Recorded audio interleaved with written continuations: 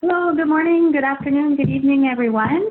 Welcome to the Reading Within Reach and Global Reading Network's webinar series, Early Grade Reading Program Design and Implementation, Best Practices and Resources for Success. My name is Allison Flexen. I work for URC, which supports Reach in the Global Reading Network. And I'm very excited to have everyone here today for this fifth installment in our webinar series. REACH is an initiative supported by the U.S. Agency for International Development and implemented by University Research Company, which is based just outside of DC in Maryland. REACH supports the Global Reading Network and acts as a form of secretariat to collaborate with the members of the Global Reading Network to develop and share research, program experiences, and resources related to early grade reading improvement. And if you haven't already, check out the GRN website at globalreadingnetwork.net. It has undergone some enhancements lately, and we have a lot of new resources that we posted there recently, along with webinar materials and presentation materials. So it's really a great resource for those of you implementing early grade reading programs. I'd like to acknowledge my co-presenters for this webinar series. Amy Palanjo, a REACH technical advisor based in Tanzania. She's co-facilitating today's webinar, and she's also presented in the webinars the previous weeks. Arsarik Limo, the REACH training and curriculum specialist, presented a few weeks ago on early grade reading program resources. And Adrian Barnes of Florida State University, who also presented with us earlier in the series on early grade reading skills and instruction. So I'd just like to thank and acknowledge all the hard work of the team in putting this together. We also have, of course, many people on REACH who support our work. Stephanie Kenner has been helping to run these webinars and provide support. She's at the GRN IT name here that you'll see.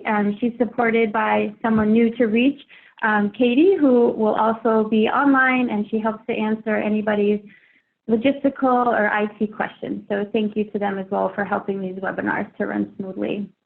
So the goal of this webinar series has been to provide all of the diverse actors who work on early grade reading programs with a summary of the latest research, guidance, best practices, and resources related to the design, implementation, and expansion of effective early grade reading initiatives. We know there's a lot of people doing many amazing things, and we hope this is an opportunity to share what people are doing, to distill some of those successes we're having and best practices, and to help share recommendations as many of these programs continue to expand to other countries and to also expand within countries. So each session is focused on a key technical topic and includes a summary of research, a summary of some of the experiences around that particular area, and some best practices. So if you haven't already checked out the previous webinars, we hope you'll do so to see some of the information. All of the webinars address cross-cutting issues. Some of those are gender equity, issues related to technology, inclusive education, which we know is a really important priority, and rightly so, of USAID and many other donors and stakeholders. How are we making sure our programs are reaching all learners and in an integrated way? So we don't want to really silo these issues, but we want to address them as we're addressing the topic generally. Every webinar has also touched on monitoring, evaluation, and sustainability, also how we expand and scale up our programs. We'll be talking about that quite a bit today when we think about professional development for teachers, other education actors, and in particular, the use of coaching to support teachers in the classroom. We understand that the nature of the webinar sometimes makes it difficult for interaction and sharing, but we've really tried hard to build in opportunities throughout to pause, reflect, take comments from you through the chat box. We found in the past that this has really worked well when people are able to share challenges that they're having that we can hopefully answer some of your questions. You can hear from colleagues as well about experiences they have that might be similar in what they're doing. So please speak up in the chat box, because that's what really has enriched these webinars in the past, and people get involved that way. So here's a list of the first 4 webinars in the series with the dates. All of these materials are available online at the Global Reading Network website. And today, of course, our topic is continuous professional development in early grade reading programs. So we're excited to wrap up this series with what we know is a really important issue to everyone implementing these programs. Okay, so we're going to dive into things. I'm first going to introduce my co-presenter, Amy Polanjo. Amy Polanjo has more than 25 years of experience working in education, program development, and international program implementation with her focus and passion on literacy. She's based in Tanzania, as I mentioned, where she works as an independent consultant. Amy first assumed her role with Reach as a technical consultant back in 2016. She's also served as a technical consultant for organizations including Creative Associates, the International Literacy Association, the Global Center for Learning and Innovation, and World Learning. And she's been all over the globe doing literacy work in countries including Sierra Leone, Mozambique, Ethiopia, Tanzania, Bangladesh, Haiti, Kenya, and Nepal, to name a few. Amy was previously the vice president of a US-based educational professional development organization called the Collaborative for Teaching and Learning, and she was a literacy assessment specialist with Measured Progress. Amy earned her Master of Education as a clinical reading specialist and a Bachelor of Education in K through 12 education and arts education. And she has additional training in program evaluation and program management. I'd like to welcome Amy. Thank you, Allison. I'm checking the audio. We hear you very well, Amy. Thank you. Wonderful. It's also my pleasure now to tell you a little bit more about Allison, who'll be co-presenting with me today. Allison Flepson is the Reach Reading Program Specialist. She supports the design and development of resources and professional development opportunities for the Global Reading Network. Allison has 15 years of experience designing and managing education-related programs in sub-Saharan Africa. Prior to joining Reach, she worked for 6 years at RTI International, where she helped to design and implement early grade literacy programs, assessments, training manuals, and resources. And one area of particular interest to Allison is language use in education, which she presented on last week in this series, particularly as language relates to reading and language learning. So thank you, Allison, and I'm pleased to be presenting with you today. Amy is going to now lead us into the presentation. So here you can see an overview of the session. These are the objectives for your participation today. Take just a moment to look at it, please. So we're going to be looking at continuous professional development as it relates to training, coaching, and also delving a little bit into additional kinds of learning communities and teacher self-study and reflection, those kinds of things. But primarily, we'll be focused today on training and coaching. We're going to look at the kinds of content that are necessary in reading for continuous professional development, not just for teachers, but for other educational stakeholders as well. Evidence on what is most effective in terms of approach to professional development, and the knowledge and skills that providers need to have, and how to train on those skills in leadership as well. Lastly, looking at how do you plan, implement, and as Allison noted, the integration of monitoring and evaluation into the discussion of continuous professional development as well. Taking a look at how can you monitor from front end to back end, not only the implementation of continuous professional development, but then the impact of it as well.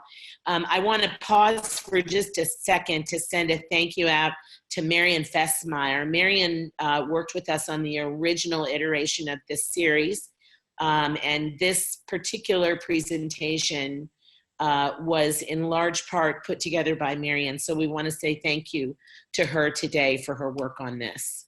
So throughout the session, we're going to be using the chat box. If you have any trouble finding it, look to the bottom of your screen where you see the little bubble and chat. And if you click on that, you should see the chat box come up on the right side. When you use the chat box during activities or to ask any questions, you need to make sure that you are responding to all panelists and attendees. Over on the right side at the bottom, you will see a blue bar, and it should say all panelists and attendees. If it does not, you can click on that and you can send it to that icon of all panelists and attendees. So as we move into this idea of continuous professional development, what we're really talking about is a multifaceted kind of ongoing process that prepares teachers to have the knowledge and skills that they need and to implement the strategies that are important to help all students learn. Multiple modalities of learning for teachers, but also multiple modalities of learning for other educators. So we're not just talking about one-off training, we're not just talking about formal training situations, but the broader gamut of long-term continuous professional development. Continuous professional development is also the bridge between implementing some new initiatives and the extent that they become embedded in the classroom. One of the things we really know is that training alone is massively insufficient for teacher change, and that it really requires long-term supported interaction with teachers around their practices, the ability to reflect on those practices in order to push teachers toward the kind of positive changes they'd like to make for their instruction in the classroom. So we're actually going to begin today by asking you to talk to us. So you should see an activity on your screen, Continuous Professional Development Approaches in Early Grades Reading Programs. We're going to be using the Zoom chat window and take a look at the prompt that's on the screen. Think about the kinds of approaches you have designed, implemented, or even just participated within in EGR programs for continuous professional development. What were the different kinds of activities that were done? What did you find to be most successful? If you were an implementer, what was most successful for your participants? If you were a participant, what was most successful for you? And what kinds of challenges did you find in those settings as well, or in other settings? If you've had other settings where there were challenges in continuous professional development, what are those and how did you navigate those? So Delia is commenting first, of course, on workshops about new program methodologies for early grades reading. Participation in workshops. Or Delia, were you an implementer of those workshops? School-based literacy coaches, coming from Maddie, to support teachers in co-teaching within the classroom. Maddie, can I ask you a question? Were those coaches supplemental to the school building, or were they selected from within the teaching staff? And then Elizabeth notes a more informal approach, but just as critical, peer-to-peer support among teachers. And this is really about building a professional learning community inside a school. Anthony was talking about multi-day trainings, but then also regional coaching, PLC kinds of monthly meetings among clusters of schools. And you can see from the different responses that all of these different kinds of approaches are likely very contextualized, set in the context within which they're working. In order to get access to teachers, it's really critical that we work within the realistic existing setting for those teachers. I also worked, Anthony, in an area where we did regional monthly meetings for clusters of schools as opposed to sending coaches out to schools. So we also have an approach that goes straight to the grassroots level down to professional learning communities. You will see a response on here about many projects not being able to get schools and teachers access to formal training and really choosing to kind of take the existing resources down to the grassroots level and build from the bottom up. Yet another example of keeping it within context. So some challenges coming up. Helping teachers build confidence. You know, we can look at the elements of reading, and when we are provided with good information on those, it's relatively easy to understand. We can even provide teachers with really good scripted or model lessons. We can provide them with even videotape examples of teachers using strategies. But building teachers' confidence to take the risk to try something new really is critical, because while we're changing practice and we want to change results, what we're really attempting to do in continuous professional development is to change people's point of view, their perspective on their role, what constitutes success in their role, and what they should be doing in the classroom in terms of new attempts, in terms of continuous assessment, and that ability to respond to the specific children who are in the classroom. Bart has brought up a really excellent topic, getting private universities involved in ministry-supported teacher training. This is Bart, making sure that the private universities who are actually preparing a large bulk of teachers are engaged at the national level with public institutions, and preparing all teachers using a common kind of process, getting a common kind of message, and building a fairly common approach. You know, with national standards, national scope and sequence and materials, and national accountability systems, it's critical that teachers have relatively common approaches to their core method of instruction. And Diane, hi Diane. Diane notes it's not only the confidence of teachers, but when you put a teacher into a peer coaching position, asking them to guide other teachers in the building, getting them to be confident in their taking on their role with that, and then the confidence of their teachers to look to them as a peer leader can also be a challenge. So there's lots of things that are challenging, and honestly, to note these challenges and discuss them.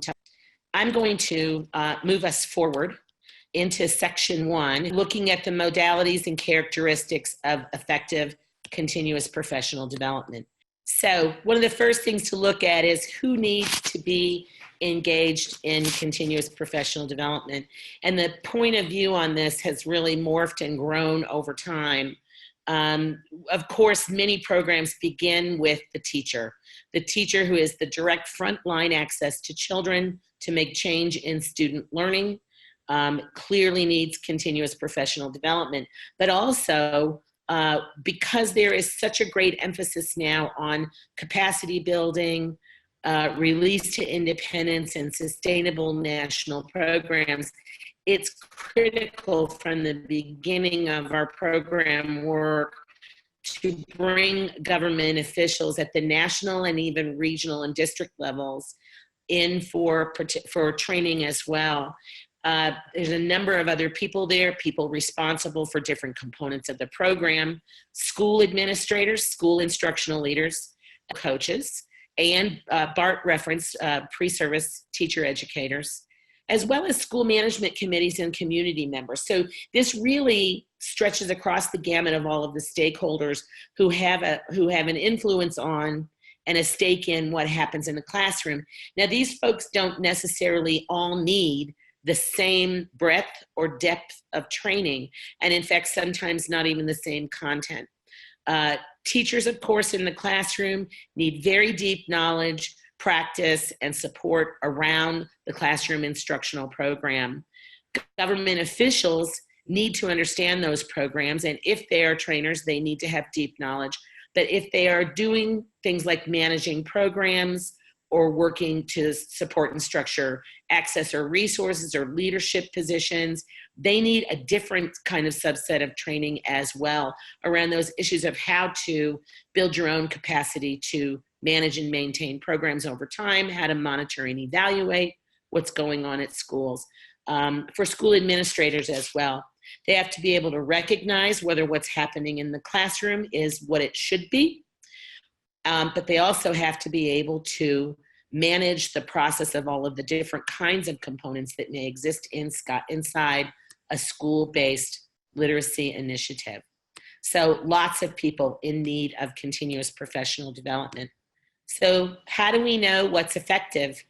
Well, we can see from your responses to the initial chat that different approaches are used in different contexts, and that's exactly the way we should be looking at it and thinking about it. No one modality works for all learning outcomes or for all learners or in all kinds of contexts as well. But there are some common things that will support you in effective professional development. Take a look at the bullets there on the screen in a moment. I'm going to move us to the next slide where we summarize the modalities of continuous professional development. You've mentioned many of these, I think, already in your chats we had earlier, but we wanted to summarize them. And then throughout the presentation, we're going to be discussing what these look like in the context of early grade reading programs, what we have found to be some good practices, and we'll share some resources with you as well so you can look at what others are doing. And I should make a plug here to say we would love to get and see your training and professional development materials. We try very hard at the Global Reading Network to source resources of interest from programs, but they can often be difficult to find, in particular the training resources, the professional development resources. So if you have some and they would be good examples, we are more than happy to include them as references in webinars and to also post them to our website if you'd be interested in that. So while maybe Amy is hopefully getting her internet connection speeded up a little bit, I'll just summarize these quickly. Formal training is the most traditional approach to continuous professional development, right? We're all familiar with this kind of workshop setting where people come together and they all learn the same content, more or less presented in the same way. If you're doing it, you know, throughout a whole country, everyone's in their regions, hopefully doing something similar. So it's usually formed as kind of the basis to get information out to everybody, and then it might be supported by follow-on trainings, also workshops or coaching midway through the year to provide opportunities for in-depth learning once teachers or others have had time, you know, to implement what the new approach is or the new program is. On-site support, often referred to as coaching or pedagogical coaching, sometimes mentoring.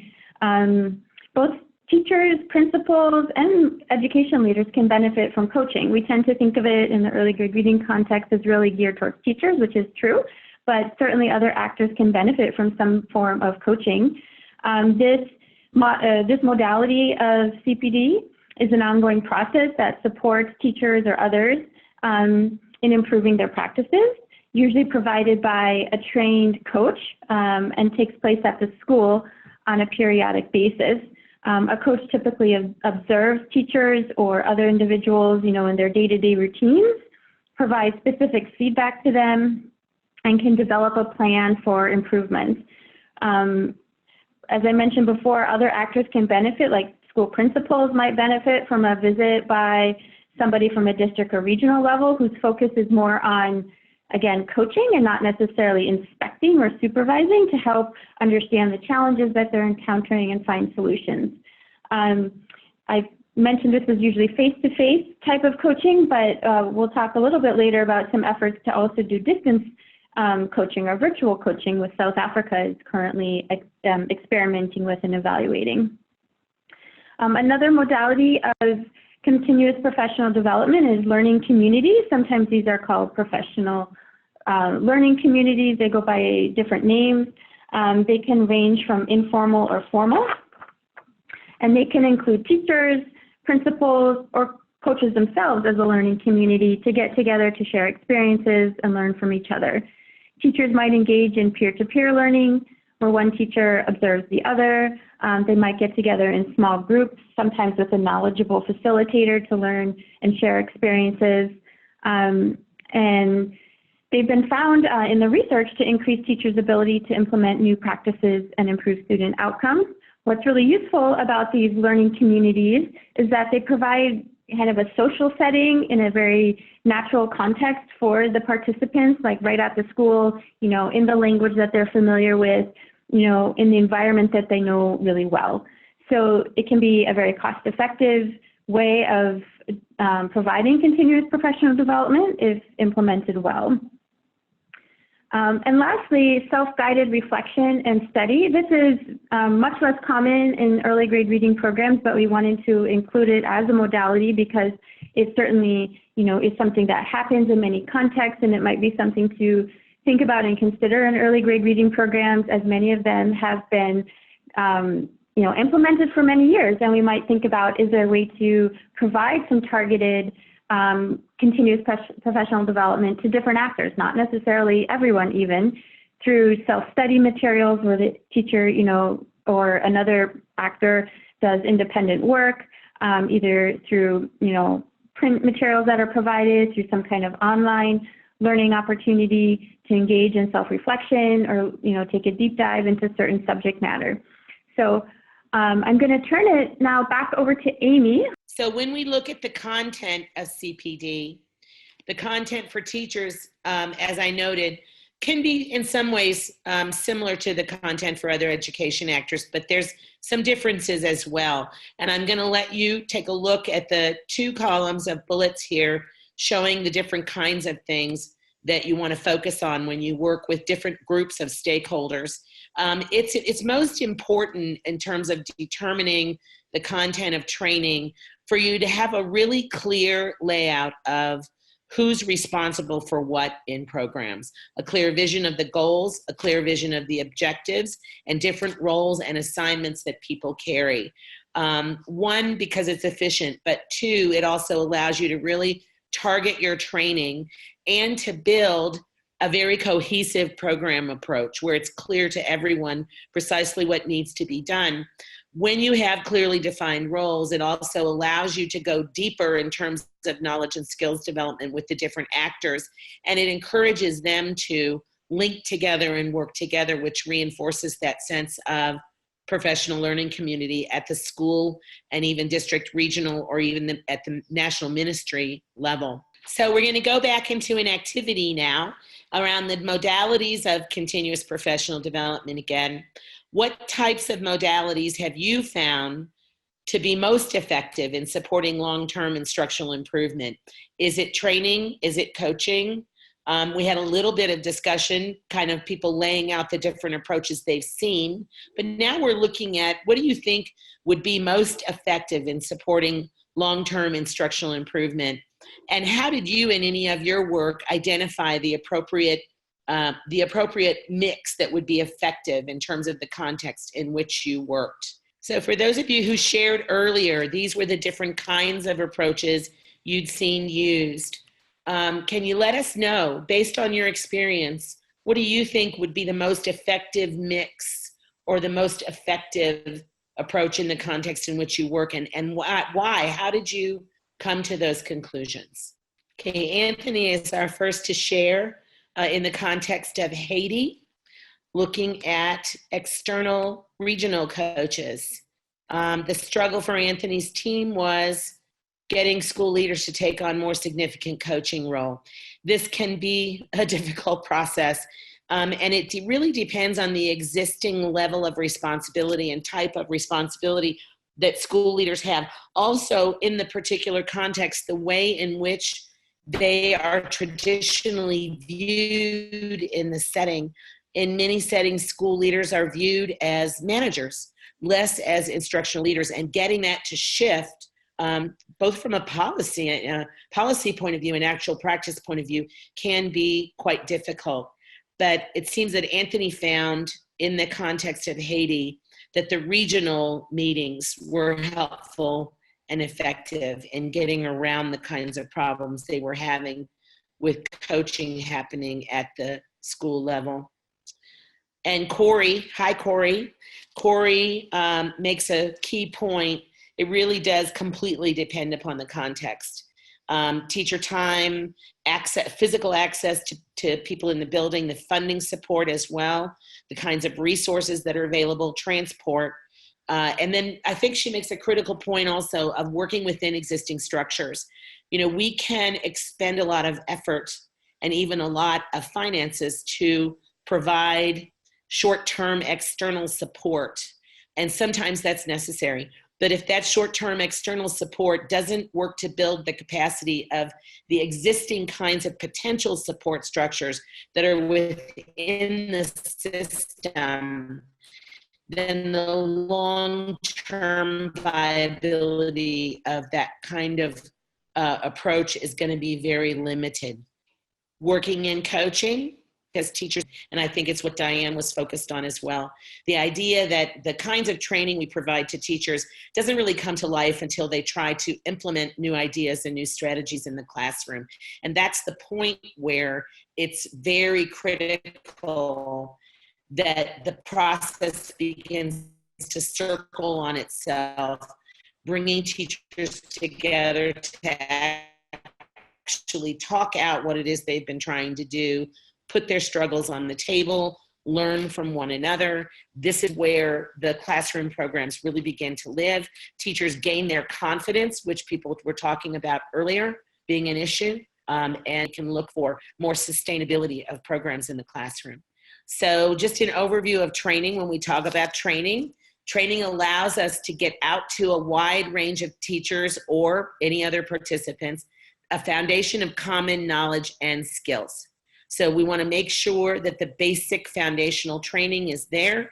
That's basic foundational skills and knowledge are there, and that's best done through face-to-face training or even online training, but formalized interaction using a formal common set of materials. It also allows us to make sure that people who are receiving the training get the same kind of instruction on how to implement programs with fidelity.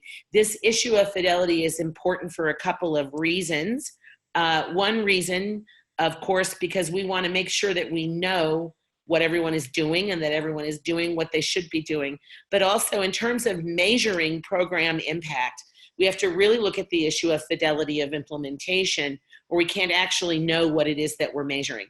And we can't actually know whether the results that we're seeing or not seeing are related to the programs that we've been implementing. So it doesn't provide us, when we have implementation that's not fidelitous on a large scale, it doesn't provide us with the kind of information we need to know how to make program recommendations. And when training is done well, it also allows us to really show teachers how teaching should be done, modeling in teacher training with them the same kinds of approaches, collaborative work strategies, small group, whole group, individual reflection that should be happening in the classroom as well. So when we look at the characteristics of high quality training, you can see them on the screen. One is that it needs to be needs specific. So we can't simply bring in a package training into a new context and implement it thinking everyone always needs to know the same basic information or they need to know the same kinds of skills. We have to really target it, which helps us be efficient. It helps us meet the needs of those learners more specifically so that they feel invested in the process. They feel that they're known as well. So this does require some level of evidence gathering prior to planning or designing training to make sure that we are really focused on the kinds of needs of the people who will be participating. It also needs to be practical. If it is purely conceptual, then it doesn't put those participants in the position to be able to know what to do and to go straight out into their context and get to work with the new skills and ideas we have given them. As we noted earlier, it should be hands-on. People should be active in their learning, context appropriate, meaning we're not bringing in training that doesn't fit within the realistic context where people are working. Also iterative. One-shot training just doesn't do it. And one-shot training, even followed up by coaching, sometimes doesn't do it. A mix of formal and informal, localized and generalized kinds of approaches are what are critical. We have some handouts that go with this issue of characteristics of high-quality training. Those are handouts 2, which talks about materials to support professional development. Handout 3, which is a handout of resources for professional development. And then handout 4, which I particularly really like, which is training tips and activities for professional development as well. So while we're not going to go through those in the session today, I do encourage you to take a look at them after the webinar has ended today. Amy, do you want to perhaps address a question that might be good to catch here? Samantha asked if there's any tension between need-based, need-specific and context-specific training and this issue of the importance of fidelity of implementation. I think there can be a tension between it, and I think we have to make some choices. And particularly if a program focuses on continuous professional development and not just training, the tension reduces somewhat and the choices become easier. We really have to survey the larger community within which we're doing training to look at, initially for training, those common needs that exist on a broad basis. So really focusing that initial training on what are those areas of need that most participants really have an urgent need. So for example, if we're talking about teachers at particular grade levels or teachers in particular regions, we can follow up with more specific drilled down coaching and mentoring information. We can provide additional print material. Also, when we move from initial training into, say, kind of a refresher or that iterative second round or third round of training, we can begin to either cluster people by specific need, let them self-select into particular modules of training.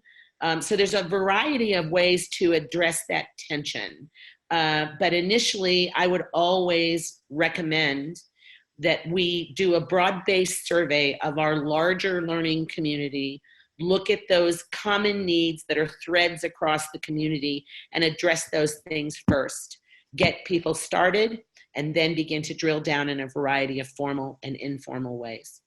Yeah, and if I may add on, Samantha, I think what Amy was also referring to about fidelity of implementation was of the actual program in terms of getting everyone on the same page that they need to be using a teacher's guide, for example, or there's certain learner materials that need to be used in certain ways. And so the need specific issues relate to the training, whereas getting people to actually implement the program as it was intended to be, which we find doesn't always happen, is where that common training can be useful.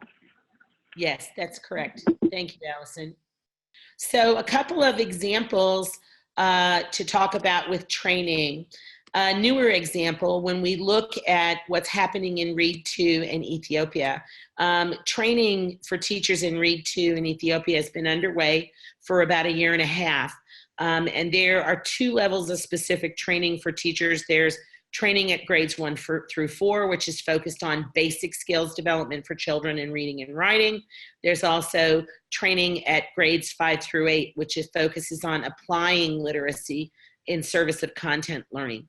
And though this is provided in a cascade model, the training is structured such that it ensures that it's actually the participant materials that carry the necessary expertise, the common messages that lead to those fidelitous kinds of practice, instead of relying on the training facilitators at different levels to have a similar level of expertise in the content. In addition, the training is also then being supported by 2 tiers of coaching that follows on, which also works inside an existing government structure. It's not an add-on, it's not additional external resources. So it adds 0 cost to the regular continuous professional development program. But it also uses materials that carry the expertise and the message. So trainers and coaches in this context in Ethiopia serve as facilitators of process more so than they serve as literacy experts. And that's been one way that they have found to get a common message out to teachers, make sure everybody understands the same information, and at least move teachers forward in that first phase of their work in Reid 2. Another example that's quite different is in Nigeria. So when we talk about the NEI Plus program, NEI Plus actually developed and delivered graduate coursework for teacher educators, researchers, and people at the national level to build their own expertise in terms of designing, delivering, monitoring, and assessing programs. So this is going at a large-scale program approach, focusing in a very intensive way on building the skills of the existing internal leadership structure in the country to be able to carry out program implementation on their own. There is a handout that supports more information on this. It's handout 5, which is a sample course syllabus and a description of how the initiative was done. And since they have graduated those participants, the participants have also been trained in delivering community outreach in early grades reading, support for parents, and support for improved school attendance. And they've been doing this for a few months now, since May of 2019. They've been on their own and implementing those things that they learned in that graduate level coursework. So a couple of different examples for different ways to approach training. So I'm going to move us now into coaching, and I'll do a brief overview of coaching with an activity, and then I'll be turning you over to Allison for a bit. So one of the things we're all aware of if we work in this work for any period of time is that teachers can't make the changes they need to make without some support on site in their school as they work and attempt new practices. Continuous feedback from a coach, regular feedback, it helps all teachers. It's not just new teachers, but all teachers to continue to improve, be empowered in their practice, and to feel invigorated and energized in the classroom as well. Coaching can also support a system level or program level monitoring effort as well.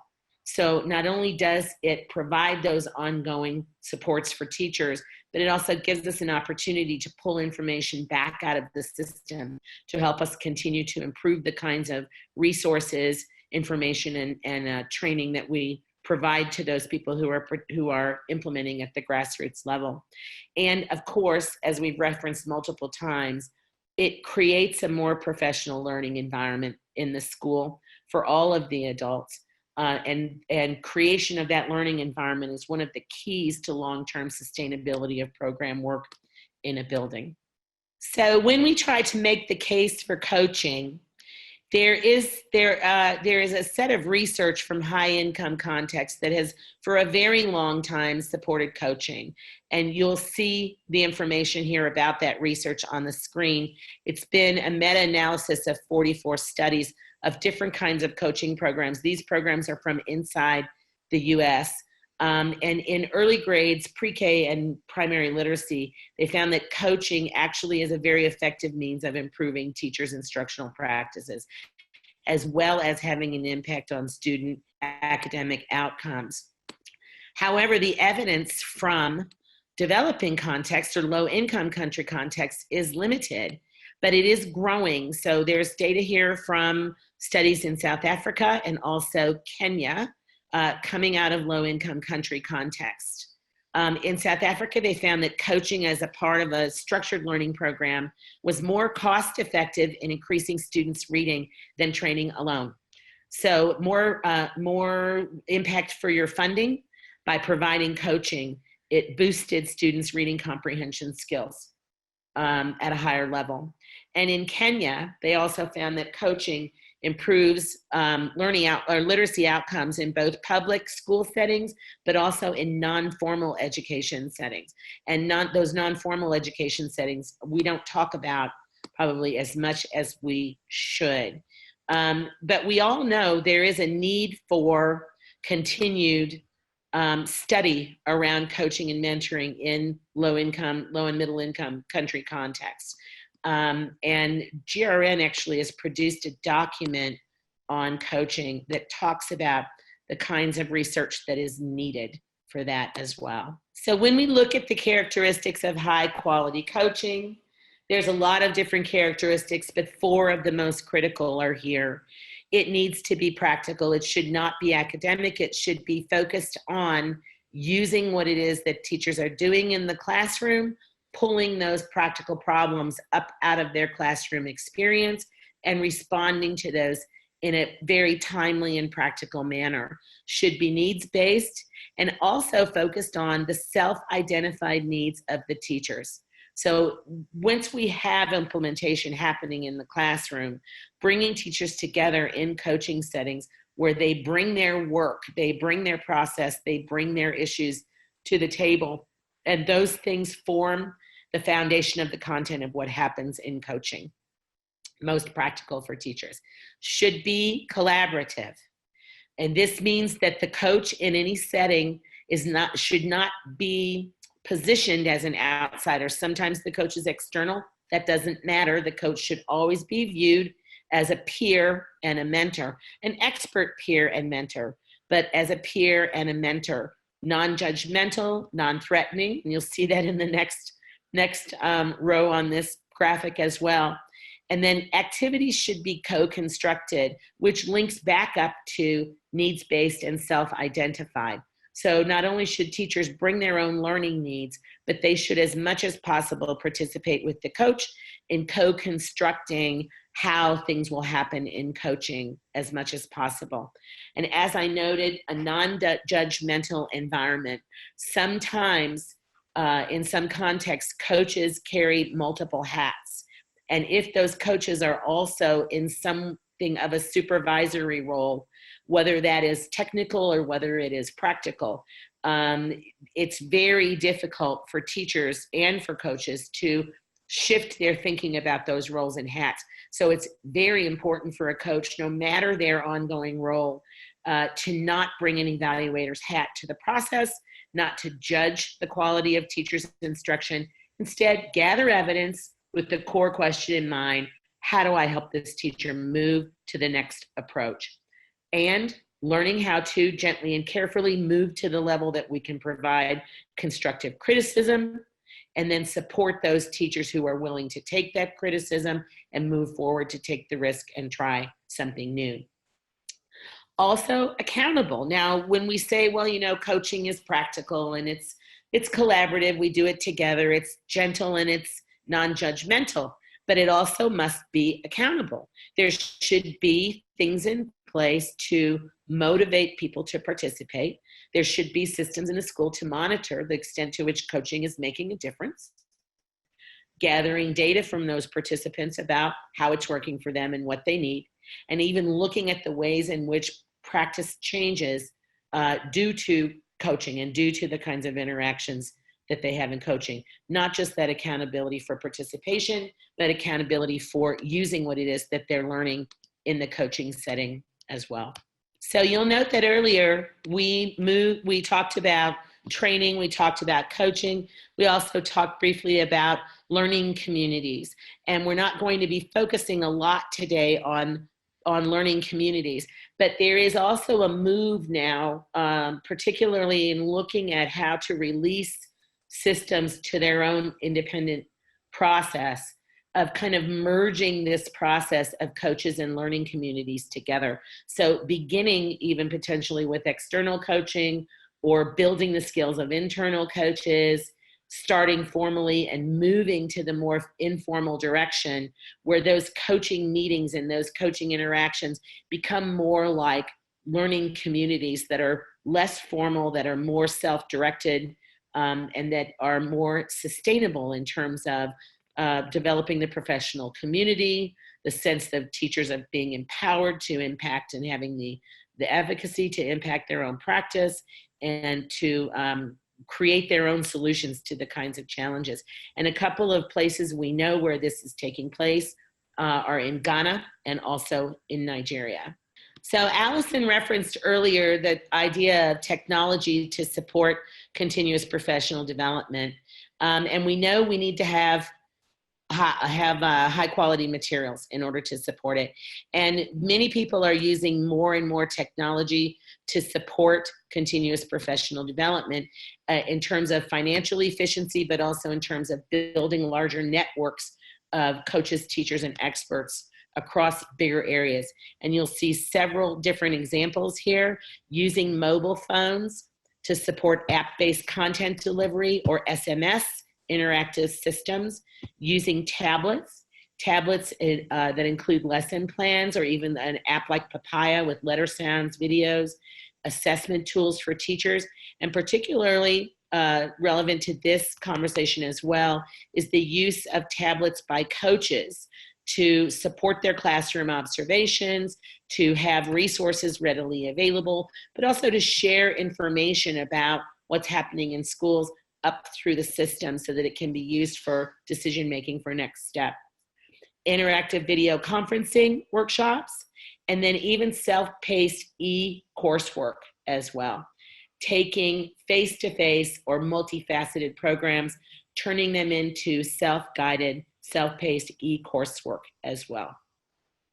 So there is some research on this, and the research does show that technology is not always the most cost-effective solution, but again, just like a training and coaching balance, what works best is what works in the context for who it's for, the most cost effective, and it's all about the context within which you're working.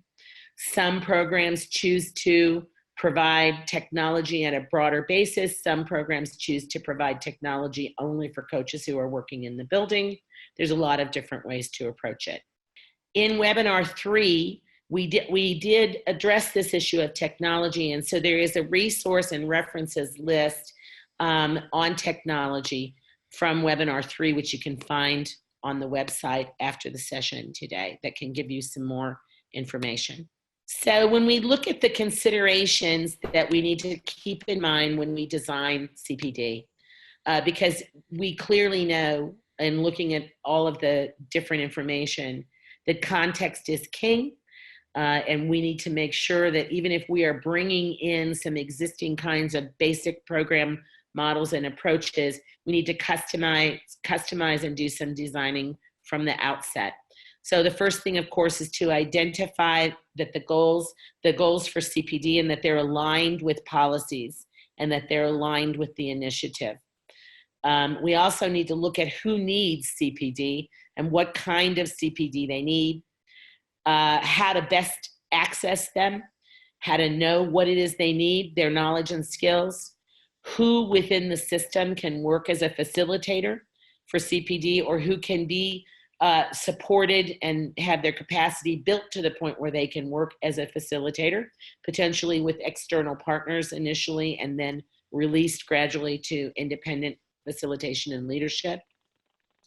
And then really looking from the front of the program at the kinds of factors that impact the potential sustainability of your approach, including the extent to which the existing system has the capacity to continue to do what it is you're planning, the feasibility of that in the context, and of course the cost for long-term implementation.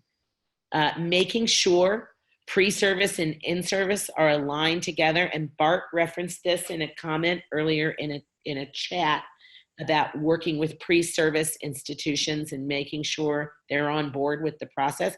And unfortunately, in many cases, they seem to be on the fringes in lots of programs, which of course continues to keep us in an in-service modality.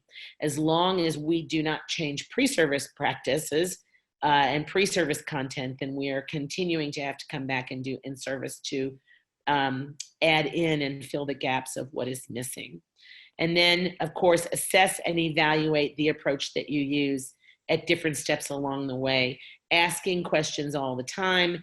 Has this really been the appropriate mix and the appropriate approach for the appropriate people? What have we learned, and how do we need to revise this as we move forward? And there's a handout to go with this slide, which is handout 6, activities and considerations for planning and implementing, that I think you could find of help to you if you're in the process of designing, or even if you're in the process of reflecting on how it is you have done your design previously. So we're going to move into another activity that's around planning, and particularly planning for sustainable continuous professional development, using the chat window today. And you can see the guiding questions that are here. We're going to ask you to share your own experience designing continuous professional development to support expansion of your program and sustainability of your program. And so this really gets at, how did you draw on existing structures and staff? How did you prepare key actors to sustain the work beyond your externally supported program? How did you work with government to prepare for sustained continuous professional development beyond the life of a project? So as you reflect on your work, what are the ways in which inside any program you've worked on, did you intentionally take key efforts to make sure those people who would be sustaining the work over the long run were really prepared to do that work? And any ways in which you looked at some existing staff inside the system and helped to work to reshape their roles so that it could do better service long-term for continuous professional development. I'm going to pass you all off to Allison now for section 2 of the session, which focuses on a spotlight on coaching. Thank you so much, Amy. I just advanced one more slide here that we have on all the references that were mentioned and resources, so you can take a look at handout 7 at your leisure, and if you'd like to access some of these resources or references, all the links and information is there. So section 2, the second half of this webinar, we're going to focus on coaching. As many of you noted at the beginning, you're engaged in efforts to provide coaching support to teachers in your program. But we've heard a lot from people that we need to really understand what's happening in these coaching programs, and we need to improve in many cases upon what we're doing. So we're going to do a spotlight on coaching. Amy already gave a nice summary of that, but I just wanted to summarize a few key points to set the stage for our more in-depth discussion. We know it's a common component of early grade reading improvement efforts, and that's a great thing as we all move towards enhancing programs and providing more comprehensive approaches to CPD. We know it's focused on getting teachers to adapt practices that are usually quite new in our context, and I think it's always good to step back and to really understand that in most of the cases where early grade reading programs are being implemented, teachers didn't receive any preparation prior to our programs in terms of how to teach reading, how to teach language. And so with these one-off trainings that we've talked about are never sufficient, and I think Amy underscored that point. We also know that there's a great variety of coaching approaches and activities, and while this adheres to the principle that we should make our professional development context specific, it also means that we sort of can't always compare outcomes, and we maybe need to take a deeper dive into understanding what those similarities and differences are, and when certain approaches may be more beneficial than others in different contexts. We know there's a lot of challenges in providing, and I will also say managing coaching and coaches. The quality of coaching is something that's still kind of a big black box. We don't necessarily have good measures for it, and we're not necessarily reporting on it as much as we probably should be at this stage of early grade reading program implementation. So we'll be looking more at monitoring and evaluation. I'm going to show now, Stephanie's going to help me to show a video of coaching, just a couple minutes to maybe have a nice wake us all up here as we move into the second hour of a webinar, and show you what coaching looks like in the context of Northern Nigeria.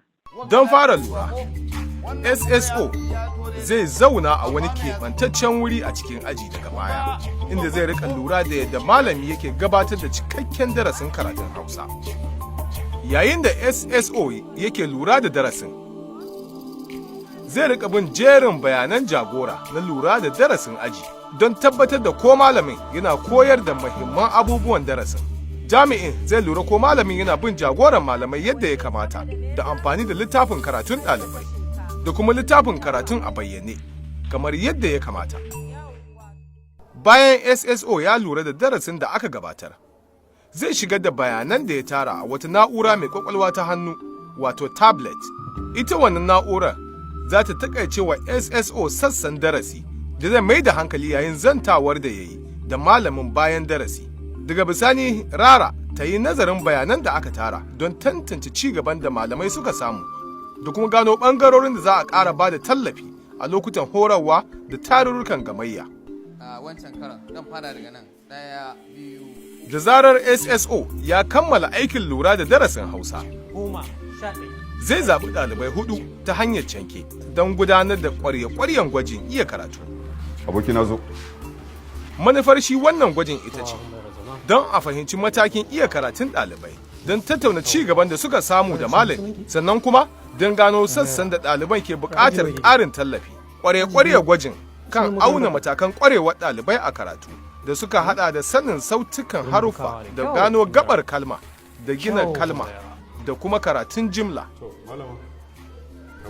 SSO ya shirya wa zantawar da zai yi da malamin daga lokacin da ya gama lura da darasin da malamin ya gudanar da yin ƙwarya-ƙwaryen gwajin iya karatun ɗalibai. Yayin wannan zaman zantawar, SSO zai tattauna abubuwan da ya lura tare da malami.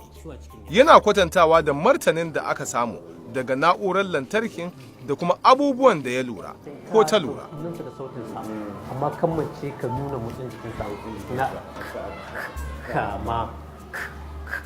Wasu lokutan SSO zai kwatanta tare da nuna wa malami ɓangarorin aiwatar da darasi da ya lura da su da suke buƙatar ingantawa. Babban abin da ke kan gaba a aikin rara shine samar da yanayi ga malamai don su yi nazari kuma su ba da gudunmawa a ci gaban ƙwarewa aikinsu.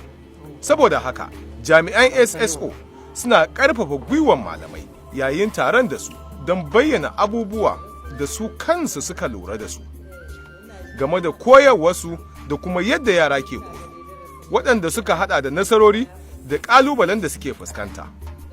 A ƙarshen taron, bayan lura da darasi, SSO da malamai za su gano ɓangarorin da ke buƙatar ingantawa da kuma yadda za a inganta su. Ana ƙarfafa gwiwar malamai su ajiye kundin waiwaye na mako-mako kan koyarwarsu. Manufar wannan kundin, wanda ya kunshi tsokaci don yin nuni ga nazarin malam. In full disclosure, I was involved with this program, but I think the video just shows you what a number of programs are doing in terms of coaches visiting teachers, often doing student assessment of some kind, and providing feedback to coaches. And as we'll talk about, many of them are using technology. But I will say there were many things you saw in this video about this approach that were shown to not work particularly well. And so this issue of monitoring, evaluation, and adaptation of what's being done, because this is a pilot effort, is really, really important. So let me just reiterate something Amy said. This part of the presentation really draws heavily on this resource that the Global Reading Network and REACH collaborated on, called Coaching in Early Grade Reading Programs, Evidence, Experiences, and Recommendations.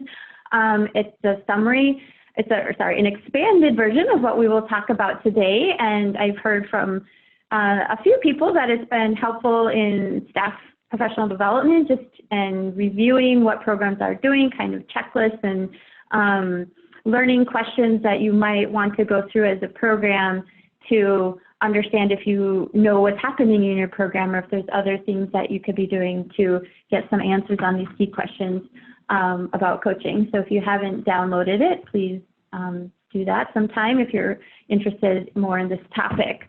So what we're going to talk about today, these 6 issues, more or less: coach roles and responsibilities, the knowledge and skills that we know that coaches need to have to be effective. We're going to talk more about coach recruitment and where do the coaches come from that we are collaborating with in different countries, and what are the advantages and sometimes the disadvantages that we need to acknowledge around who serves as coaches. What is effective in terms of coach preparation and support, and the materials that they use, which includes technology in many cases. And we're going to explore the budding research findings on frequency and duration of coaching, and what we understand to affect the quality of coaching and eventually the outcomes in terms of improved teacher instruction and student outcomes. So before I dive in, I wanted to hear a little bit more from everyone about your experiences with coaching. A couple of you have already shared that, but if you can, reflect maybe more deeply on those issues that I just mentioned that we're going to be talking about, to talk about what have you found to be most successful with respect to your coaching approach, whether it's been the things that coaches do in the classroom to the training that you've offered coaches. What have you found to be the most challenging? And if you've been able to meet some of those challenges, what were your strategies? And if not, what are some of those burning issues that you want to make sure that we hopefully provide you with some guidance on? So Elizabeth talks about serving as a coach and having to translate, have a translator to facilitate the communication. Certainly that would be challenging. And one important thing we've talked about in past webinars is language, and how we really want teachers to speak the same language as students. And I think we could say the same in terms of best practices for coaches and the teachers, that it really helps facilitate communication and build trust if coaches they speak a common language, Ideally, they come from the same area and same culture. Because as I will be talking about later, trust is a really, really important factor to have a productive, effective coach-teacher relationship. So what do early grade reading coaches do? The primary role of a coach is to provide ongoing professional development and support to teachers to help them improve their classroom instruction, kind of full stop on that. Like their reason to be and be in the school is to really help a teacher in their specific environment to improve their instruction. And of course, the ultimate goal that we want is for that to lead to students learning better. The role of a coach is different from that of a supervisor or an inspector, though at times and in some contexts, there may be some overlap. For example, a coach and supervisor might both have to check whether a school director is present, verify whether a teacher has the day's lesson plan, etc. But it's really important to make a distinction between how and why these activities are conducted depending on a person's role during that school visit, because the purpose of the coach's visit is to understand teachers' needs, to provide them with individualized support. And because we know that supervisors are sometimes identified to serve as coaches, while at the same time they do retain that position of authority as an inspector or supervisor, we really need to make that as clear as possible as we can in our programs where there may be that overlap, and we'll talk more about that around the coach recruitment and training section. Evidence from both high and low income contexts indicates the importance of focusing the coach's role on supporting teachers as opposed to any kind of administrative duties. A longitudinal study on coaching conducted as part of a large-scale reading reform effort in the U.S. found that teachers were more likely to change their practices in the classroom when they received that information from a coach rather than from administrators or supervisors. So again, fostering that relationship is really important. Research also suggests that one-to-one coaching is a significant predictor of student learning, and that coach responsibilities like observation, co-teaching, modeling, feedback, and relationship building can positively influence teacher practice. And we do have some research too on group coaching, that it can be an efficient and effective way to support multiple teachers at the same time, kind of that overlap with the professional learning circles that we talked about, having some kind of facilitation from a coach can be. So we reviewed a lot of the early grade reading program coaching initiatives in low and middle income countries. We found that the primary role of coaches has been to monitor teachers' instruction. This has often come in the form of monitoring the fidelity of implementation, so some overlap with a monitoring role, to provide feedback to the teachers to improve their practices. So they visit the coaches on a set schedule. Ideally, they record information about what the teachers are doing using some kind of standardized instrument usually, and then they provide feedback. So these experiences suggest that in some contexts, the coaches have struggled to perform their roles and responsibilities as expected by the program, particularly when they're in the early stages of implementation. That's because in these contexts, as many of you listening know, there's never been such a thing as a pedagogical coach. Maybe there is somebody in the system who is supposed to have this role but isn't necessarily carrying it out, and certainly not to support teachers in early grade reading improvement. So some of these factors that are influencing coaches' ability to really take on this role and responsibility is lack of understanding about their role. This is, again, new. They don't necessarily know how to reorient themselves from what they've been doing within the system to being a coach. Certainly the capacity of individuals is a big challenge, especially with relation to their knowledge of early grade reading. Contextual factors like distance to school, road conditions, lack of sort of infrastructure support, and also lack of commitment that, while in many cases we're hearing great success stories about coaches who have really embraced their role, we also know that a lot of individuals have not.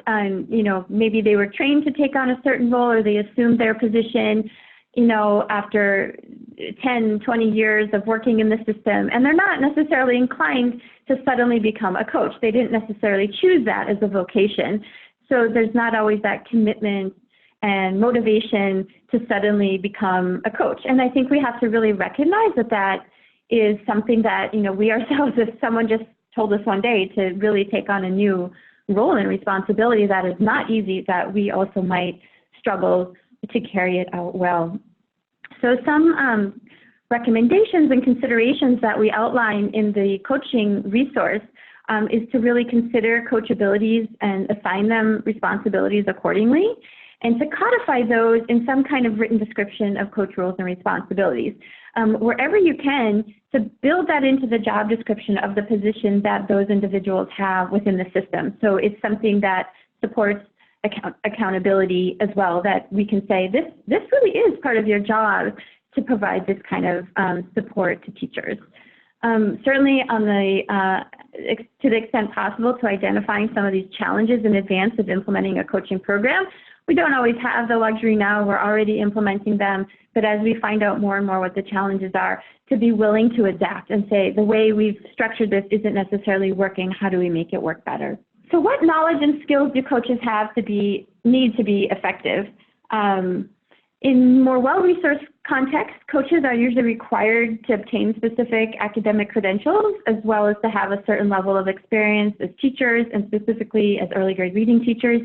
But in the context we're working in, we know those opportunities haven't existed. There haven't been specialties in coaching or early grade reading instruction that the individuals tapped to serve as coaches might have an opportunity, have had an opportunity in the past to acquire. We heard about that experience in Nigeria now, where there is a graduate level certificate available, which is great. And I hope if anyone has similar activities that they've been involved with, that you share those. But researchers and practitioners commonly agree that there is a specific set of knowledge and skills that are essential for coaches to do their job. These are listed on the slide here. I'm going to underscore something I mentioned earlier about this issue of trust and confidentiality. You know, we know there's these sort of core academic type skills that we know they have to have around teaching and early grade reading pedagogy. But trust and confidentiality, the ability to engage in critical feedback and to have strong interpersonal communication skills is really, really important. Rita Bean, in her an earlier work on coaching and early grade reading programs, talked about this need for a disposition suitable for coaching. And I like that phrase because I think it speaks to this idea that coaches need to be willing to learn. They need to be sort of have that openness to talking and discussing with teachers. So time needs to be spent preparing coaches for these, to have these soft skills. That includes, role modeling with them, how they go about these visits and providing feedback to teachers, how they build trust, giving them, that visit protocol that makes sure it includes time to ask teachers questions and to hear from teachers, which you'll find doesn't always happen if they're used to a different role. Understanding how cultural dynamics or other issues might influence how coaches and teachers view each other and interact also need to be addressed. So coach recruitment is a big issue in early grade reading programs. In contexts where these programs are new and the concept of instructional coach is not well established, the personnel with the knowledge, skills, and experiences that I just talked about don't normally exist. So programs find themselves either needing to recruit coaches from outside the system or work to reorient and provide professional development to existing education sector personnel. So the first option of hiring people from outside the system has been done. It's been utilized in different efforts. I think primarily in conflict-affected countries like Liberia and Sierra Leone, where there was just such a massive shortage of personnel. In Liberia, they're trying, I think, to transition to having coaches be from within the system, but that's really difficult, of course, when your system is constrained for so many reasons.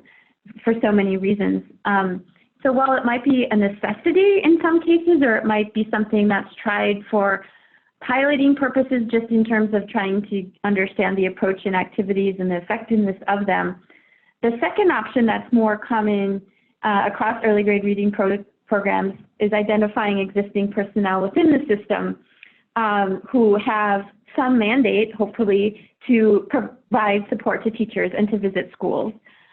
So several programs, you just saw the example from Nigeria, and I see there's some colleagues from Nigeria who can share with you some more firsthand recent experiences of using school support officers to serve as coaches.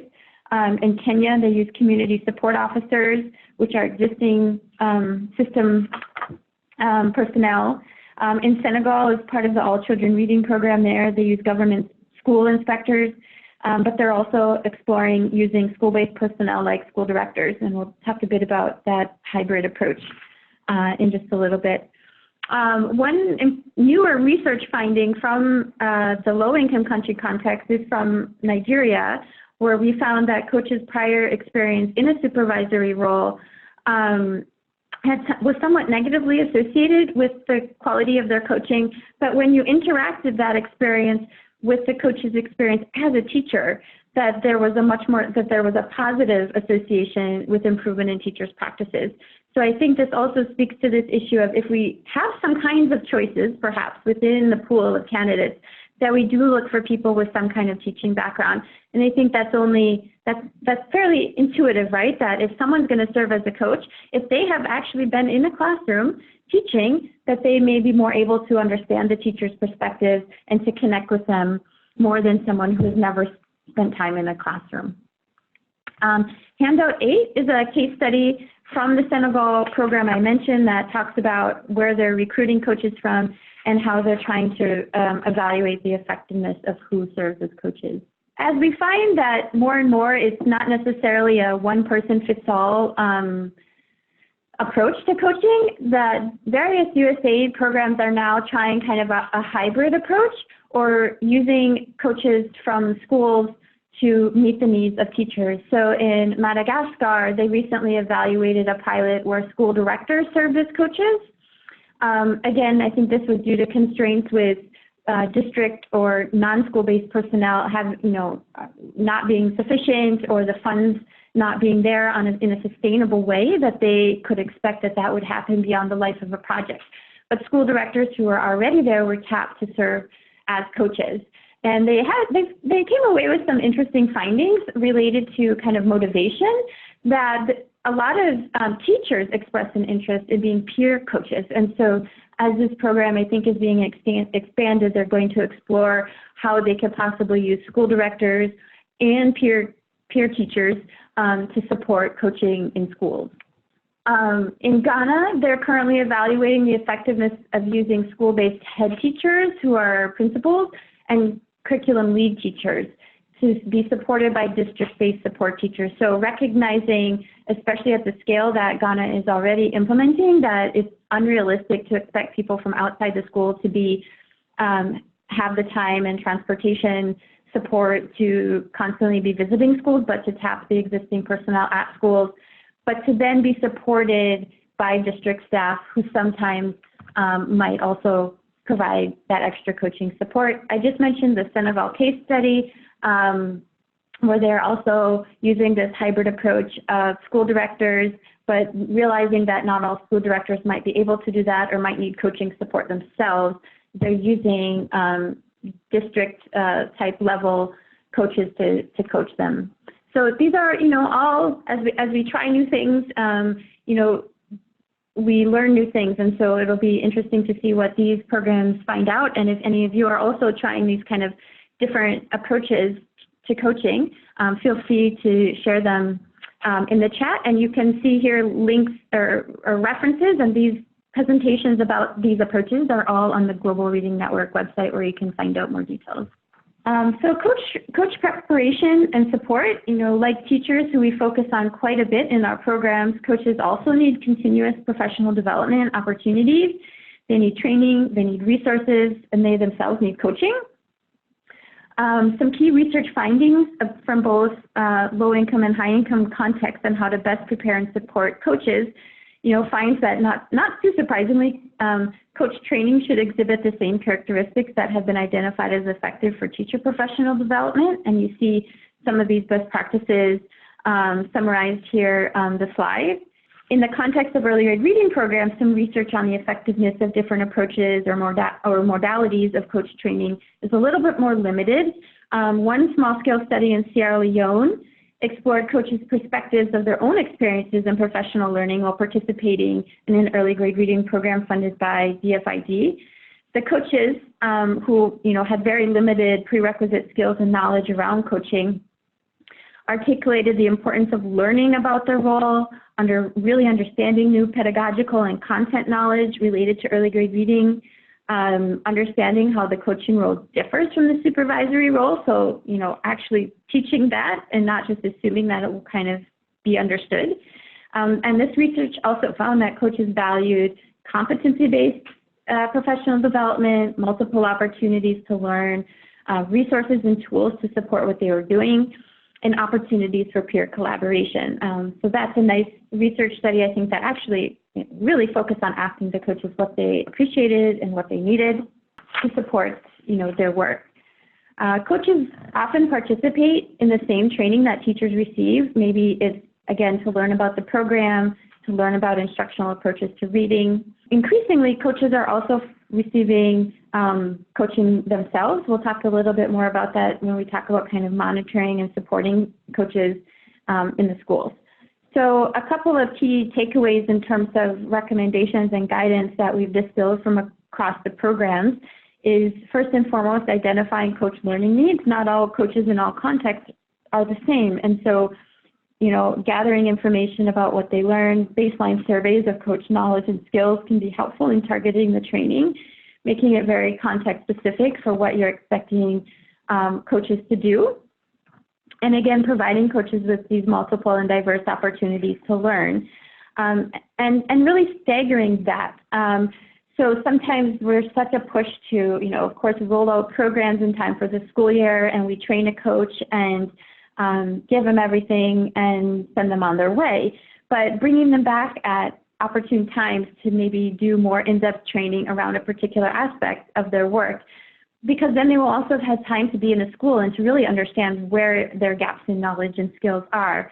I know trainings that have, for example, just focused on the pedagogy and then brought coaches in later to train them on, use of a tablet that they were expected to use. So staggering it, scaffolding it so that coaches can really go out with the information and skills that they need. Support in terms of resources is really essential. Information outlining their roles and responsibilities, these classroom observation or protocols and different support tools, guidance on how to provide feedback. These are all things that need to be developed and really field tested with coaches to see how well they support coaches, to see what needs to be adapted or not. So in handout 9, you'll find a summary of guidance and considerations for training coaches. The presentation here from Madagascar also summarizes some of the best practices that Madagascar found for training their school-based coaches, which is, again, interesting to see how that might differ.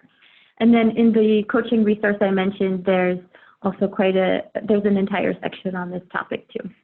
So technology is also a resource that's increasingly used to support coaches in coaching. This can be useful to support inexperienced coaches in terms of technology being able to provide, for example, feedback tips based on information that the coaches record when they're observing teachers.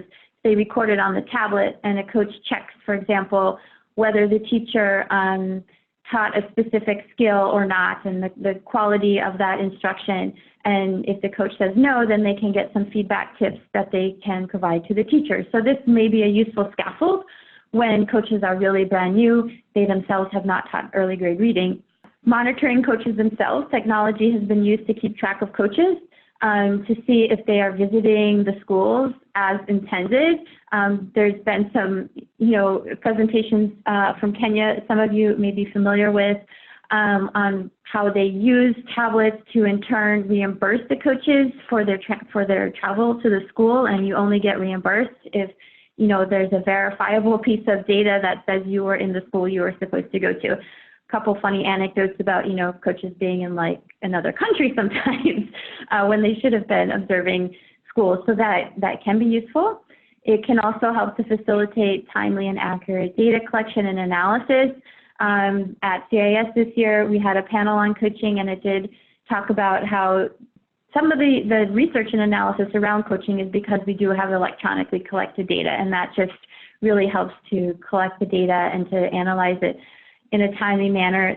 It can be used to inform ongoing teacher professional development. In my personal experience, several years ago in Nigeria on a pilot, we were able to quickly see the data coaches were uploading and then use that to inform these learning circles for coaches about what they felt they needed feedback, more in-depth study on the challenges they were seeing with teachers in the classroom. So again, though, the management and planning has to be in place to really be able to use data in an effective way. So using technology to collect data for the sake of it without a plan for the use is, of course, not something we want to happen. And providing remote support to teachers via SMS as a form of sort of distance coaching. A non-USAID program in Kenya has done this. I believe in Malawi we have some resources just on technology. If any of you have done that, I think that shows some promise in terms of being a way of creating virtual learning communities of teachers saying they really like that support and, feeling like they're part of a community of practice that they may not necessarily be able to physically be a part of. The handout 10 talks about technology use in Kenya and some both successes and challenges around it. We have colleagues from Nigeria who I know might contribute that in Nigeria they've decided, at least in some parts of the country, not to use tablets, to have coaches use tablets, with basically concerns around the sustainability of that. They're looking at smartphones as a potential alternative. So I think a lot more is coming out as these programs are implemented, where we can share what we're learning in kind of a real honest way about what we should continue to invest in or not.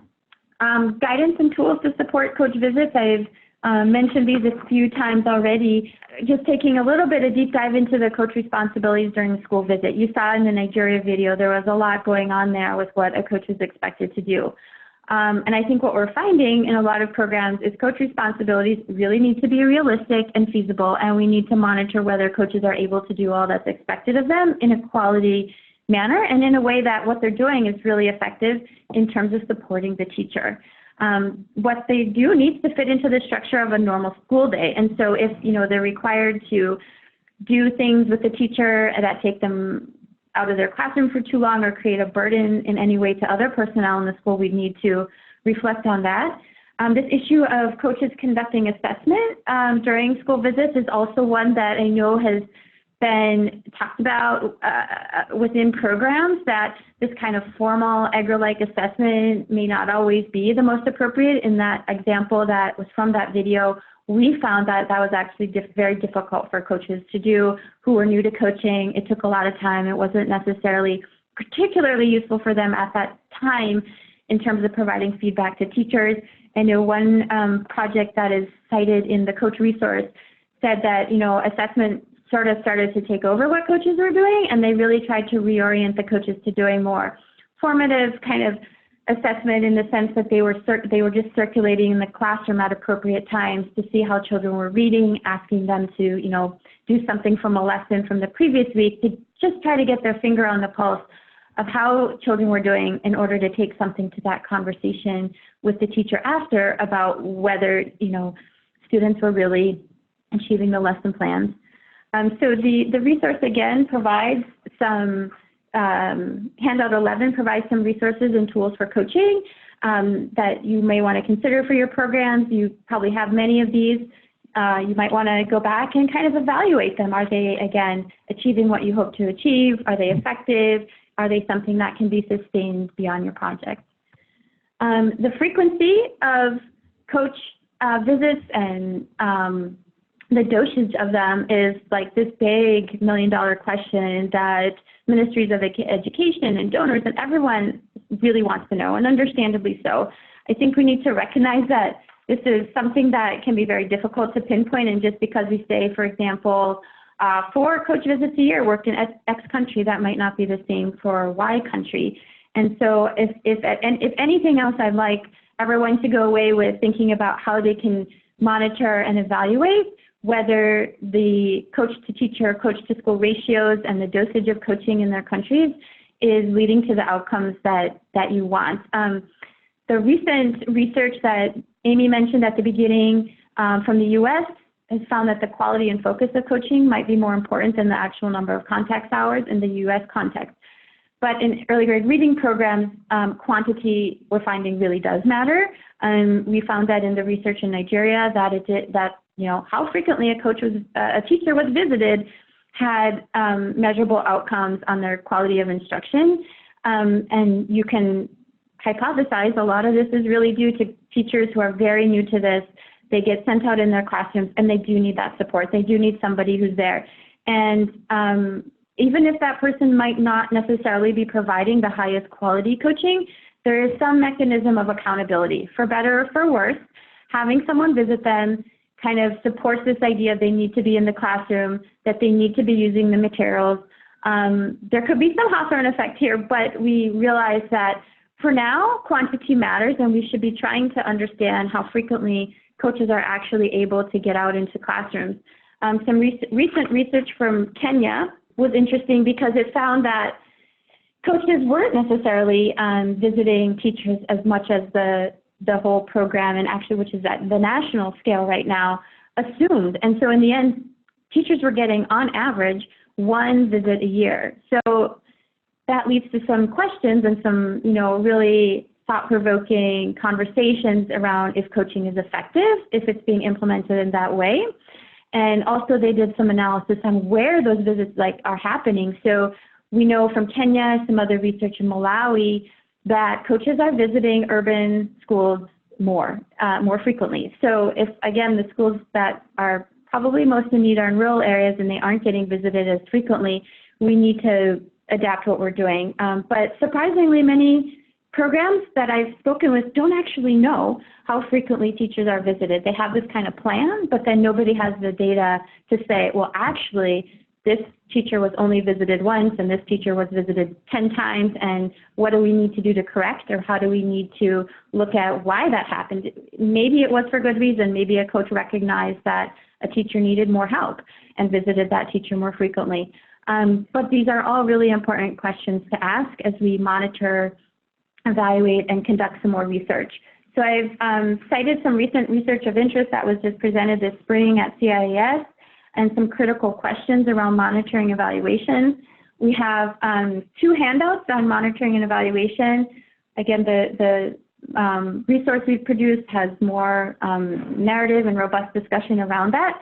And there's also a tool that program support staff or personnel from teacher training colleges can use to go and in turn monitor coaches. And so all of these, I think, are things that we want to encourage you to do if you haven't already done them. And again, I think there's a lot of clear step-by-steps that you can find in the handout and the other coaching resource. So I will end this discussion by highlighting handouts 14 and 15, also a summary of key activities to carry out and issues to consider when planning for coaching, and all the resources and references that were cited in the slides are included in handout 15.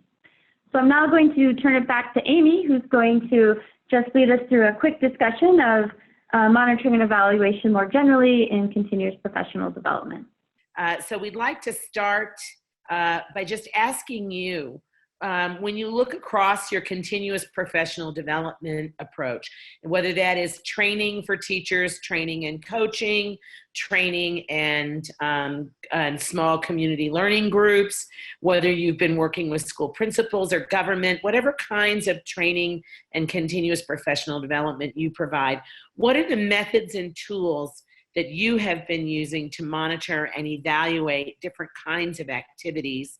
And particularly, how are you monitoring the impact of those activities on how teachers teach and how well students learn?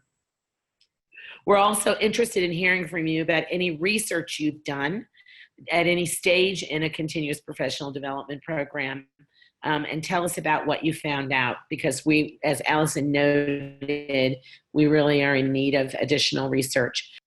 So I think I'm going to move us on to, as Allison noted, a quick kind of overview summary of monitoring and evaluation for the larger continuous professional development program approach. So you can see on the screen, we're looking at the purposes for evaluation. Really, the purposes are multiple. One, we have to know whether our target audience knows what they need to know and have the skills that we need them to have to do the work. Then we have to look at how well they're doing that work, of course, and identify whether that is having an impact on student learning outcomes. Not only do we have to look at the input that we put in, the results for participant learning, how it impacts students, but also cost effectiveness, the feasibility of the program within the context, and the sustainability of that program, and then determine what, if any, changes need to be made to the structure, the approach, the content, the delivery modalities. There's a number of ways to look at what kinds of revisions or changes might we need to make.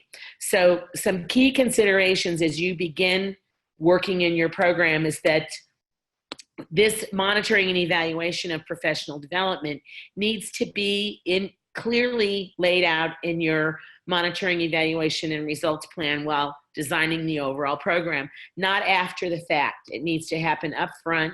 Make sure you design it to help you identify the different modalities and doses, as Allison has talked about. What's the approach and what's the dosage that works best and is most feasible within the context in terms of having an impact on the things that you're trying to change. And then using appropriate methods and tools for different purposes. So when we talk about the different purposes, we have different methods and different tools that we need to use. And you can see here on the screen that we've laid out three basic kind of approaches: workshops, small group meetings, learning circles, and then coaching, and then the overall approach to teacher professional development.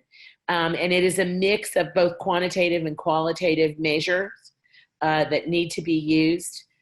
We want to not only gather self-reported information, for example, participant surveys, and focus groups and teacher commentary, but we also want to do some direct observation, observing trainers in formal settings, even pre and post testing, which a lot of programs are engaged in quite frequently now in terms of testing prior to and after training, the kind of knowledge that has grown. Of course, this is not an assessment of the learner. This is an assessment of the quality of the training and the quality of the trainer. And then in coaching, Allison also referenced this idea of coaching of coaches, and a part of working with coaches and making sure they're able to do their job well and get better at it over time is being able to do some periodic observation of coaches, either by the government or by, say, district or regional government personnel, giving feedback to the coach, feedback coming up through the ranks from teachers, across the ranks from their peers, and coming down from those people who are responsible for ensuring that the quality of coaching is as good as it can be.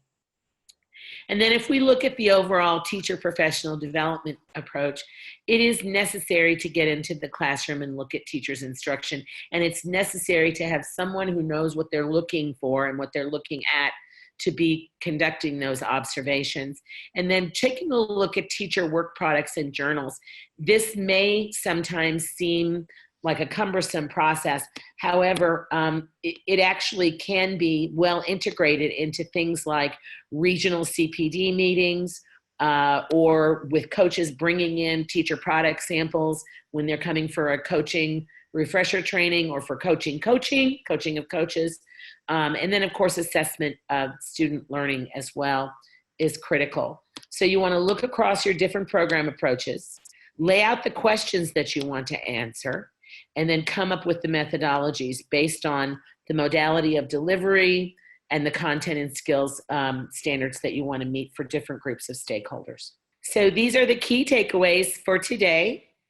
If you'll take a look at them, these are the key pieces of information we really want you to take away with you today and apply in your work as you move forward.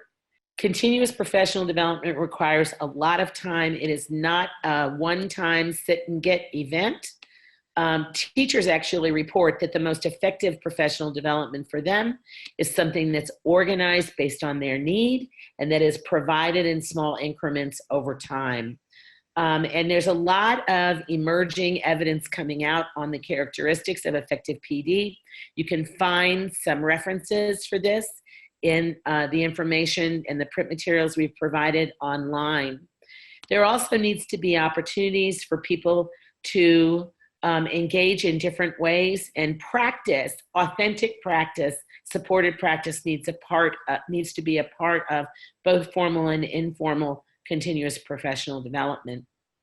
We talked earlier about a structured approach that's content specific and using best practices for professional development and adult learning, as well as being hands-on. One of the critical things I think here is this issue of ongoing support and monitoring. We tend to, in large-scale programs, look directly at student learning, which is exactly what we need to do. But we have to be able to connect the dots between what we are doing with and to adults and the results that happen for children in the classroom. And as we link down through that process, we have to connect those dots down through the impact we have on school leaders to manage and support and hold accountable program implementation in their building. We have to link down through from teacher training to teacher coaching to the impact on teacher practice, so that we can really draw a direct line between our program initiatives and approaches and the kinds of results we eventually do or do not see for student learning. So from my point of view, monitoring and evaluation in continuous professional development is one of the most important factors we need to be planning for. Allison, I'm going to turn people over to you for the closing. Great, thank you, Amy. We know that was kind of a whirlwind crash course through CPD and coaching. The chat just, I think, has really shown that you're all bringing such great experiences and questions and curiosity to these issues. I hope that leads to, following through on some of these guidance, the recommendations around monitoring and evaluation and research, and that, you send us your reports and you send us any materials that will help us to have more informed discussions as we continue this work. You're always welcome to contact myself or Amy. Our email addresses are listed there. You can also email the Global Reading Network. We do see those emails and respond to them if you have questions or want to share materials. Just a quick shout out to an upcoming event that the Global Reading Network is having. If you are in the area, August 22nd and 23rd, there'll be a workshop on universal design for learning. This is a training on a toolkit we developed on how we can make our programs accessible and effective for all children, those with disabilities and other variety of needs and from variety of contexts. So stay tuned for some details about that. That should hit your inbox if you are signed up to receive the Global Reading Network emails. If not, just go to the website and there's a place on the website that you can sign up. And, we love to continue the conversation on social media. If you're so inclined, we're on all of these different social media platforms, and we really would love to connect with you. LinkedIn is, I would say, probably our lesser known one. So come and join that. That's a great way to find colleagues, consultants, potential staff through the LinkedIn account of the Global Reading Network. So thank you again, and we look forward to seeing you at an upcoming event.